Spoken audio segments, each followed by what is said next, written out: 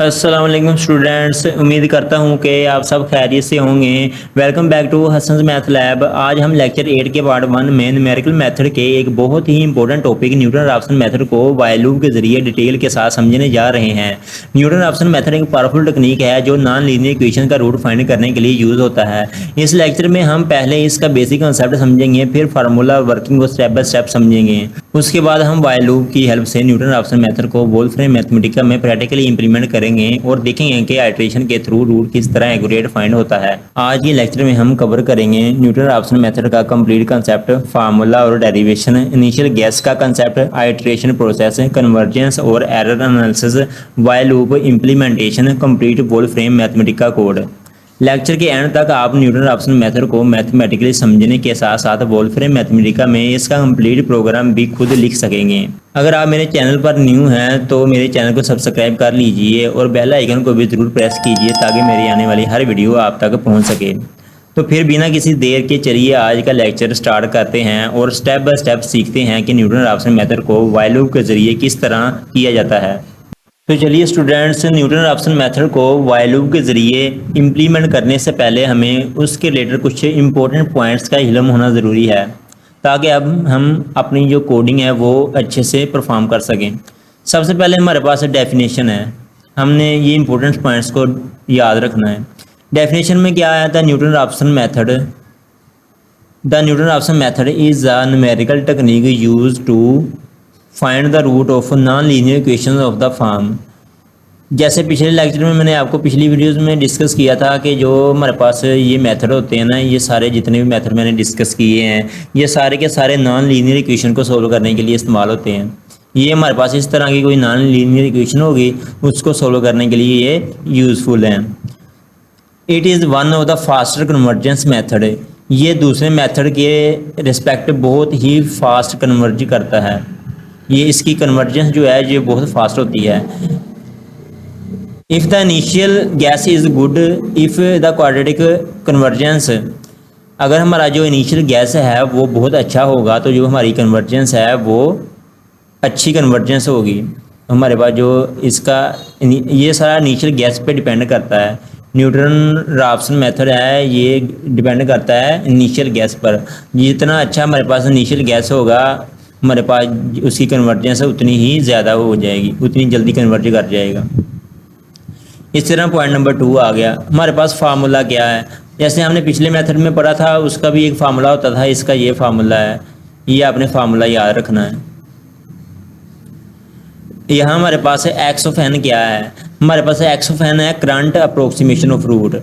Current approximation है यानी कि हमारे पास ये करंट वैल्यू है। एक्स एन प्लस 1 हमारे पास क्या है? नेक्स्ट वैल्यू है।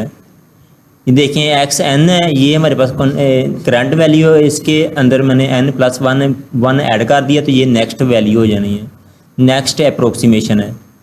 उसके आगे एफ एक्स ऑफ एन क्या है? हमारे पास फंक्शन है, function value at x n. X n पर हमारे पास कोई फंक्शन वैल्यू है। इस तरह एफ डैश एक्स एन क्या है? ये डेरिवेटिव है एक्स एन का, डेरिवेटिव है एक्स एन की, derivative of f at x n. F एक फंक्शन है, उस पर हमने एक पॉइंट लिया है एक्स एन और उसका हमने डेरिवेटिव लिया है। आगे क्या है? इनिशियल गैस, ये इंपॉर्टेंट चीज़ है, ये आपने याद रखनी है। इनिशियल गैस क्या है, इसकी इंपॉर्टेंस क्या है? The Newton Raphson method is highly dependent on the initial guess. जो हमारा न्यूटन राप्सन मेथड है ये बहुत ज़्यादा डिपेंड करता है इनिशियल गैस पर, इनिशियल गैस पर बहुत ही ज़्यादा डिपेंडेंट करता है। If the initial guess is close to the root faster convergence, अगर हमारा इनिशियल गैस, ये दो बातें याद रखना बहुत ही ज़रूरी हैं। अगर हमारा इनिशियल गैस रूट के करीब करीब आ गया तो जो हमारी कन्वर्जेंस है वो फास्ट होती है, कन्वर्जेंस फास्ट होती है। इसी तरह अगर हमारा इनिशियल गैस रूट से दूर आ गया, रूट के करीब ना हुआ तो जो हमारी कन्वर्जेंस है वो कम हो जाती है, यानी कि हमारा जो रूट है वो डाइवर्ज कर जाता है, रूट हमारा डाइवर्ज कर देता है। इस तरह हमारे पास टॉलरेंस है, टॉलरेंस वैल्यू मैंने पीछे भी डिस्कस की थी, स्टॉपिंग क्राइटेरिया, और यहाँ भी वही है। स्टॉपिंग एक टॉलरेंस हमारे पास क्या है? डिज़ायर एक्यूरेसी होती है, ये हमारे पास क्या होती है? डिज़ायर एक्यूरेसी, ये याद रखनी है बात। When the error becomes smaller than the tolerance, अगर हमारा जो एरर है टॉलरेंस से स्मॉल आ गया तो हमारा जो लूप है वो खुद ही स्टॉप हो जाएगा। हमारा जो लूप है वो खुद ही स्टॉप हो जाएगा। ये बातें मैंने पीछे भी डिस्कस की हैं। हमारे पास जो एरर है एप्सिलॉन, अगर मैंने ये एप्सिलॉन चूज़ किया है पहले वाला, अगर हमारा एरर इससे कम आ गया तो जो हमारा लूप है वो खुद ही स्टॉप हो जाएगा। अगर मैंने ये एप्सिलॉन यूज़ किया तो जो हमारा एरर है वो इससे कम आ गया तो हमारा लूप खुद ही स्टॉप हो जाएगा। अगर मैंने ये वाला एप्सिलॉन यूज़ किया तो अगर एरर हमारा इस एप्सिलॉन से कम आ गया तो हमारा जो लूप है वो स्टॉप हो जाएगा। ये तीनों में से आप कोई भी एक यूज़ कर सकते हो। Why we use while loop, हम वाइल लूप को क्यों यूज़ करते हैं? We do not know how many iteration it will take to find the root. हमें नहीं पता होता कि हमें कितनी आइटरेशन तक जाना है लूप में, हमें नहीं पता होता कि हमने कितनी आइटरेशन लेनी है, इसलिए हम वाइल लूप का यूज़ करते हैं। अब इसी तरह सेकंड पार्ट आ गया, the loop will keep running until the stopping criteria are met. Loop उस वक्त तक चलता रहेगा जब तक जो हमारा स्टॉपिंग क्राइटेरिया के करीब ना आ जाए, हमारा जो एरर है वो स्टॉपिंग क्राइटेरिया के लेस ना आ जाए, तब तक हमारा जो लूप है वो चलता रहेगा। इसलिए हम स्टॉपिंग क्राइटेरिया यूज़ करते हैं कि हमारा जो लूप है वो स्टॉप हो सके। इसका सिंटैक्स स्ट्रक्चर क्या होता है वाइल लूप का, ये मैंने यहाँ लिख दिया है। वाइल लूप का सिंटैक्स स्ट्रक्चर में क्या क्या आता है? टेस्ट आता है और सेकंड बॉडी आता है। आगे फाइनल वेरिफिकेशन। फाइनल वेरिफिकेशन में हमने क्या देखना है कि हमने रूट को प्रिंट करवाना होता है। फाइनल वेरिफिकेशन में हमारे पास जो भी रूट टेबल में होगा उसको हमने लैदा फॉर्म प्रिंट करवाना है, तो हमने स्टार्टिंग में लिखना है प्रिंट और आगे हमने द अप्रोक्सीमेट रूट लिखने के बाद और जो हमारा रूट है जो हमने कंडीशन का यूज़ किया हुआ है रूट फाइंड करने के लिए वो हमने यहाँ पेस्ट कर देनी है। तो हम शिफ्ट प्लस एंटर प्रेस करेंगे तो हमारा जो प्रोग्राम है वो खुद ही एग्जीक्यूट हो जाएगा। उम्मीद करता हूँ कि आपको इन पॉइंट्स की समझ आई होगी। अब दोबारा से इसको डिटेल से देख लें आप एक बार।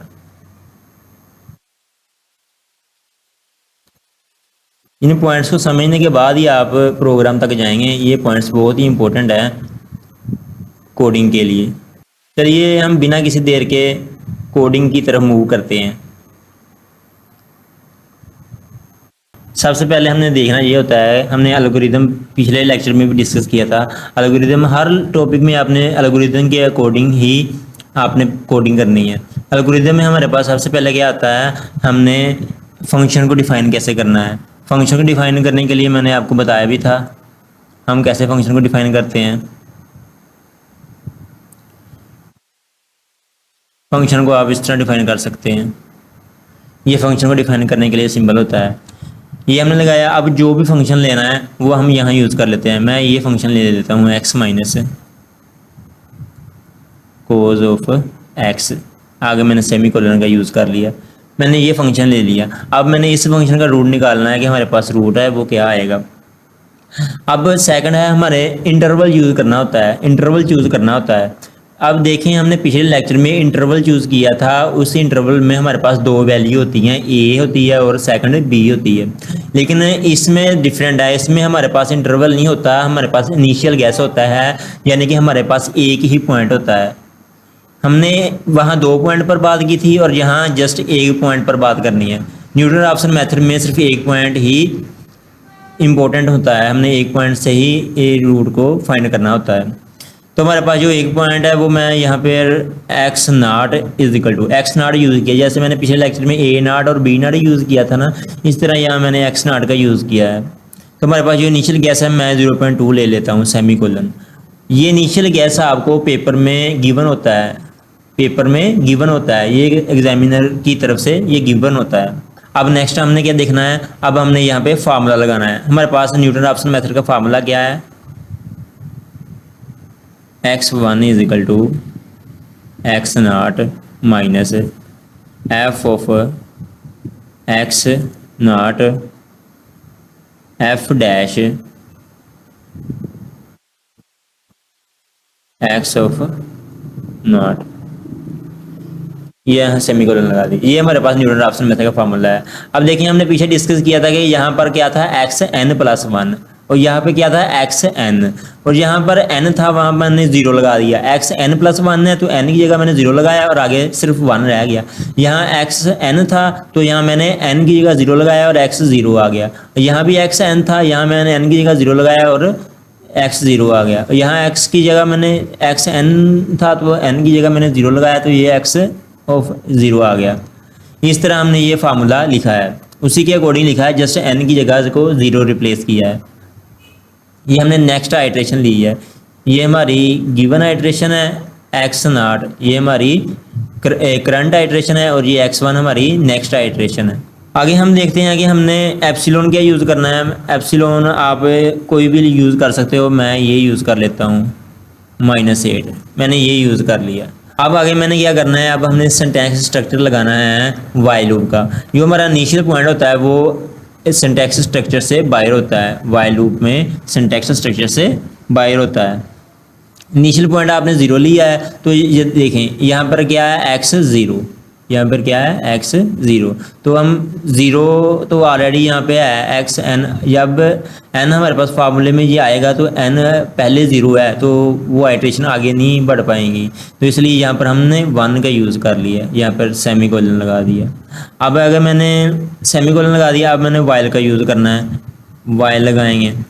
वाइल में हमारे पास क्या था, टेस्ट थी और बॉडी थी। हमारे पास सिंटैक्स स्ट्रक्चर में क्या था, दो चीज़ें थी, ये टेस्ट था और बॉडी थी। टेस्ट मैंने ये लिया, टेस्ट हमारे पास क्या है एक्स एन माइनस वन, ये हमारे पास टेस्ट है। अगर तो ये टेस्ट हमारे पास ग्रेटर देन एप्सिलॉन आ गया तो हमारा जो रूट है वो खुद ही स्टॉप हो जाएगा। यहाँ पर कोमा लगाया, कोमा लगाने के बाद अब मैंने बॉडी लगानी है। बॉडी लगाने से पहले मैंने एक चीज़ का यूज़ करूँगा, जो इंक्रीमेंट है, हमने इंक्रीमेंट का भी तो यूज़ करना है ना, इंक्रीमेंट आ गया। अब मैंने बॉडी लगानी है, बॉडी हमारे पास क्या है x n is equal to x n minus one, जो हमारे पास फार्मूला था न्यूटन रॉप्सन मेथड का, वही यूज़ कर रहा हूँ। X n minus one f dash x n minus one, यहाँ मैंने स्क्वायर ब्रैकेट लगा दी, क्लोज कर दी। ये फार्मूला भी उसी तरह है, ये हमारे पास नेक्स्ट अप्रोक्सीमेशन है और ये हमारे पास करंट अप्रोक्सीमेशन है। बस ये बात याद रखनी है, अगर हमारे पास यहाँ एक्स एन हुआ तो यहाँ हमने एक्स एन माइनस वन कर देना है। अगर यहाँ एक्स एन प्लस वन हुआ तो यहाँ पर हमने एक्स एन कर देना है। अगर यहाँ पर एक्स एन प्लस टू हुआ तो यहाँ पर हमने क्या कर देना है, एक्स एन प्लस वन कर देना है।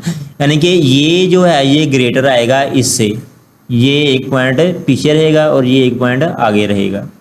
अब ये जो है यहाँ पर जो हमारे पास करंट अप्रोक्सीमेशन होती है उसी का हमने फंक्शन लेना है और उसी का हमने डेरिवेटिव लेना है, उसी का हमने डेरिवेटिव लेना है। ये हमारे पास वाइल लूप कंप्लीट हो गया। अब आगे हमने क्या करना है, आगे हमने टेबल फॉर्म में प्रिंट करवाना है। तो टेबल फॉर्म में प्रिंट करवाने के लिए मैं यहाँ पर टेबल का यूज़ करूँगा, टेबल का यूज़ किया और यहाँ पर मैंने करली ब्रैकेट लगाई। अब टेबल में मैंने क्या प्रिंट करवाना है, मैंने न्यूमेरिकल वैल्यू प्रिंट करवानी है एक्स आई की, ये प्रिंट करवाना है, यहाँ कॉमा लगाया। अब मैंने और क्या प्रिंट करवाना है, इसी का फंक्शन प्रिंट करवाना है एफ एक्स आई। पिछले लेक्चर में हमारे पास था A B C, F of A, F of B, F of C, हमने सब कुछ प्रिंट करवाना था, लेकिन इसमें हमने जस्ट दो वैल्यूज ही प्रिंट करवानी है। अगर आप चाहें तो यहाँ आई भी प्रिंट करवा सकते हैं, यहाँ आप आई लिख के कॉमा लगा दें, आप आई आइट्रेशन का नंबर आ जाएगा, हमारे पास कितनी आइट्रेशन है वो बता देगा। यहाँ पर हमने करली ब्रैकेट क्लोज की कॉमा लगाया और आई को हमने रेंज दे दी 0 से n तक, ये हमने आई को रेंज दे दी 0 से n तक। यहाँ हमने करली ब्रैकेट क्लोज की और यहाँ स्क्वायर ब्रैकेट क्लोज कर दी, सेमी कोलन लगा दिया।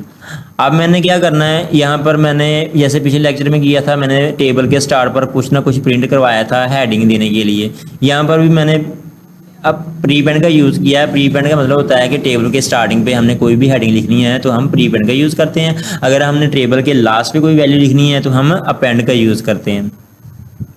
इस तरह मैंने यहाँ इन्वर्टर कोमा में मैंने क्या लिखना है, यहाँ मैंने एक्स आई को प्रिंट करवाना है। इन्वर्टर कोमा मैंने क्या प्रिंट करवाना है, एक्स आई को प्रिंट करवाना है, कोमा अब मैंने इसी के फंक्शन को प्रिंट करवाना है एफ ऑफ एक्स आई, इसी के फंक्शन को प्रिंट करना है। ये मैंने करली ब्रैकेट क्लोज की और ये स्क्वायर ब्रैकेट क्लोज करके सेमी कोलन का यूज़ कर लिया।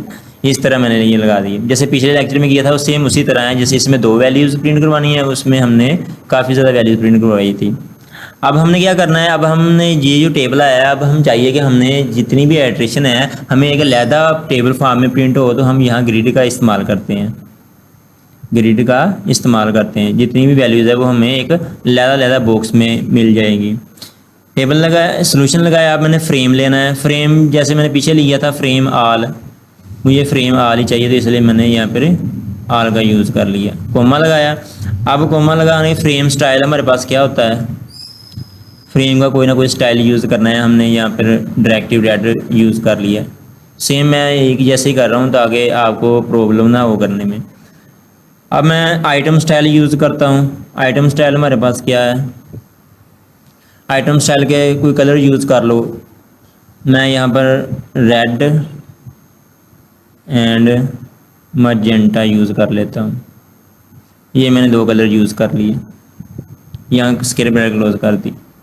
अब मैंने जो हमारे पास फाइनल वेरिफिकेशन थी वो क्या थी कि हमने रूट को भी प्रिंट करवाना है। तो रूट प्रिंट करवाने के लिए यहाँ मैं प्रिंट लिखूँगा और मैं इन्वर्टर कोमा में यहाँ लिखूँगा द अप्रोक्सीमेट रूट।